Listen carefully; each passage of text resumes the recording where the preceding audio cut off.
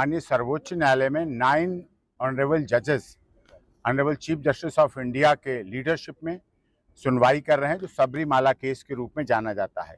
उसमें हमारे याचिकाकर्ता मुकेश जैन जी, जो हिंदू धर्म रक्षक सेना के राष्ट्रीय अध्यक्ष हैं और लगातार समाज में धर्म की रक्षा, राष्ट्र की रक्षा, देश की हित की रक्षा के लिए संघर्षरत हैं। उसमें हमारी याचिका में हमारा यही कहना है, आर्टिकल 15 धर्म के आधार पर कोई भेदभाव नहीं करता है, महिला पुरुष में कोई भेदभाव नहीं करता है।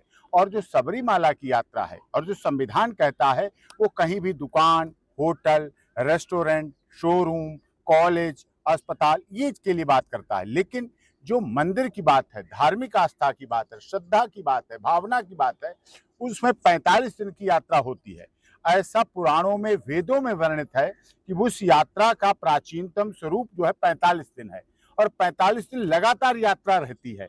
जो भी उसमें पहले दिन से स्टार्ट होता है, वो 45वें दिन तक उस यात्रा का पूर्णतः समापन होता है, पूर्णतः विसर्जन होता है और तभी वो पूरी यात्रा, पूरी पूजा, पूरी भक्ति, पूरी आस्था, पूरी श्रद्धा के साथ मानी जाती है। ऐसी सनातन धर्म कहता है, ऐसा साउथ में भी प्रचलन है और पूरे देश में सबरीमाला की पूजा के संबंध में माना जाता है। लेकिन माननीय सर्वोच्च न्यायालय में कुछ ऐसे लोग आए जो इस तरह के इसको भेदभाव मान रहे हैं।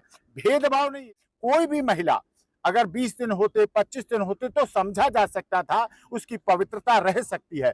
45 दिन का मतलब है उसकी जो वैज्ञानिक अपवित्रता है, जो शारीरिक है, वो शारीरिक पवित्रता नहीं रह सकती है और वो जरूरी है, आवश्यकता। हमारे घरों में, सनातन धर्म की घरों की महिलाएं तो उन दिनों में जो 3-4 दिन होते हैं, उन दिनों में किचन में भी नहीं जाती हैं, मंदिर नहीं जाती हैं, दीपक नहीं जलाती हैं, कोई और जलाता है आके दीपक। यदि परिवार का व्यक्ति है, किसी यज्ञ में, हवन में, पूजा में, व्यवस्था में कहीं नहीं रहती हैं। किचन को भी अन्य देवता का स्थान माना जाता है, इसलिए वो कार्य भी नहीं कहती हैं। और अब तो एक तरफ माननीय सर्वोच्च न्यायालय कुछ जगह पर उन दिनों की छुट्टी का भी प्रावधान करने जा रहा है। हमारा स्वास्थ्य मंत्रालय, हमारी मोदी जी सरकार उन दिनों के लिए छुट्टी का भी प्रावधान महिलाओं के लिए करने जा रहा है। तो ऐसे मामले, ऐसे समय में सबरीमाला का जो ये प्रकरण है, जिसे हमारी माननीय सर्वोच्च न्यायालय के 9 जजेस सुन रहे हैं, लगातार सुन रहे हैं, उनका धन्यवाद। लेकिन हमारे याचिकाकर्ता जो इसमें धर्म रक्षक दारा सेना के राष्ट्रीय अध्यक्ष मुकेश जैन, उनकी तरफ से साफ तौर पे कहना है कि इस तरह से ऐसा ना हो। यदि 45 दिन की यात्रा है तो 45 दिन की पूर्णतः यात्रा होनी चाहिए, तभी सबरीमाला की धार्मिक जो व्यवस्था है, हमारी श्रद्धा है, हमारी पवित्रता है। वो कहते हैं ना, मानो तो देव नहीं पत्थर तो है। माता वैष्णो देवी में जाते हैं, 3 पिंडी हैं, कहने वाले पत्थर कह देंगे। बाबा अमरनाथ में जाते हैं, इतना चल के कहने को कह देंगे, बातों की सिर्फ बर्फ का ही बनता है शिवलिंग। तो ये भावना नहीं है। माननीय सर्वोच्च न्यायालय को सनातन धर्म की मान्यताओं, रीति रिवाज को भी मानना चाहिए और हमें धन्यवाद करते हैं 9 जजेस की बेंच का। उसमें हमारी ऐसी याचिका पर भी अच्छी तरह सुनवाई हो, अच्छी तरह फैसला हो। सबरीमाला धार्मिक आस्था का प्रतीक है। 45 दिन में महिला कभी कोई पवित्र नहीं रह सकती। उसके बीच में उसके 3-4 दिन वो आएंगे, जिनकी वजह से वो मंदिर नहीं जाती है, पूजा नहीं करती है, शुभ कार्य नहीं करती है, यज्ञ हवन नहीं करती है और किचन में तक नहीं जाती है। इस भावना के साथ माननीय सर्वोच्च।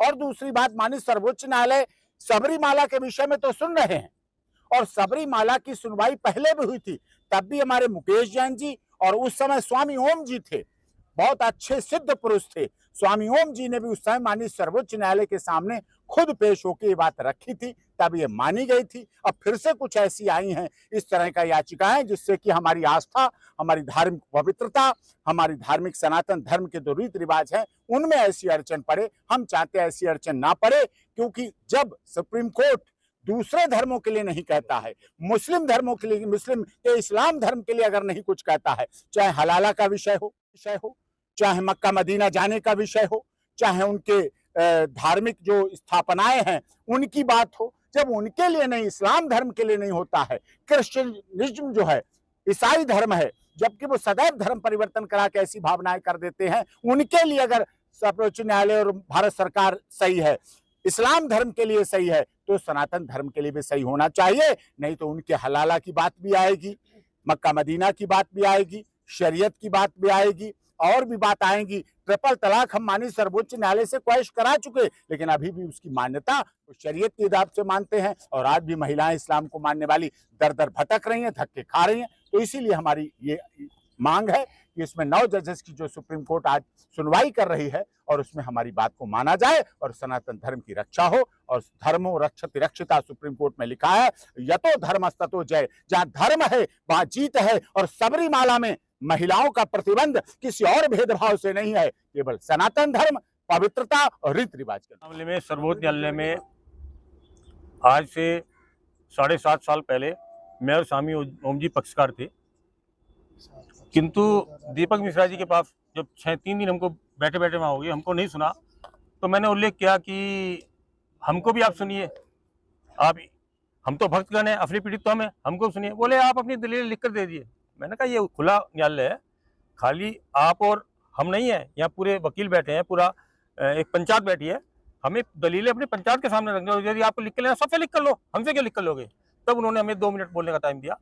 स्वामी ओम जी, ये बात थी 1 अगस्त 2018 की। स्वामी ओम जी ने देखा कि सारी फाइलें समेटे जा रही, हमें बोलने का मौका नहीं जा रहा, तो आगे गए तो बोला कि आप बोलिए। तो स्वामी ओम जी ने बोला कि उस दिन बुधवार था, कि सोमवार को भगवान अयप्पा ने मुझे दर्शन दिए हैं। उन्होंने कहा है कि तुम जजों को जाके समझाओ कि वो मेरे मंदिर को अपवित्र करने का प्रयास ना करें, अन्यथा महापड़ जाएगा। पूरा कोर्ट हक्का बक्का रह गया। और मजे की बात यह है, मजे की बात नहीं, दुख की बात यह है कि 7वें दिन ही इन्होंने, क्योंकि चंद्रचूड़, दीपक मिश्रा, ये सब हिंदू विरोधी जज हैं, नक्सलवादियों के लिए जज हैं, कृष्णा सीतलवाल को जमानत देते हैं। जो दीपक मिश्रा ने उन मोदी के जो हत्या करने की साजिश रचने वाले 26 लोग थे, उनको में से 6 लोग जब महाराष्ट्र पुलिस ने उनको गिरफ्तार किया सुबह 6 बजे 28 सितंबर 2018 को, तो 3 हाई कोर्ट 10:30 बजे उनकी याचिका सुनवाई कर रहे हैं, जो प्रधानमंत्री को मारने चले हैं, उनकी जमानत याचिका पर। वरवरा राव, सुधा भारद्वाज, गौतम लल्ला, ये सब शामिल थे। अभी हाई कोर्ट में मामला पेंडिंग है। 3:30 बजे दीपक मिश्रा जी के यहाँ सुनवाई होती है, याचिका लगती है। प्रशांत भूषण नाम का जो नक्सलवादी वकील है, वो याचिका लगाता है, और 4 बजे सुनवाई, और 5 बजे उन लोगों को पुलिस अभिरक्षा में छोड़ने का आदेश दे दिया जाता है जो प्रधानमंत्री को मारने चले हैं। जो देशद्रोही का ग्रह सुप्रीम कोर्ट में बैठा रहा अभी तक। अभी सूर्यकांत शर्मा जी आए हैं और हमें उन पर पूरा यकीन है। अभी मैंने भी इस मामले में सबरीमाला मंदिर मांगने, देखिए मोड़ लगी है, याचिका लगाई है मैंने, और आईए का नंबर है मेरा 119566।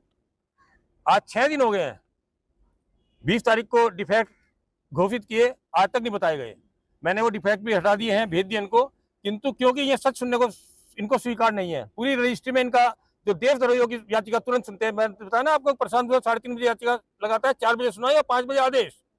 मतलब आप देखिए कि हिंदू विरोधियों के लिए किस तरह के षड्यंत्र रजिस्ट्री कर रही है सुप्रीम कोर्ट के चंद्रचूड़ और दीपक मिश्रा जैसे जज कर रहे हैं।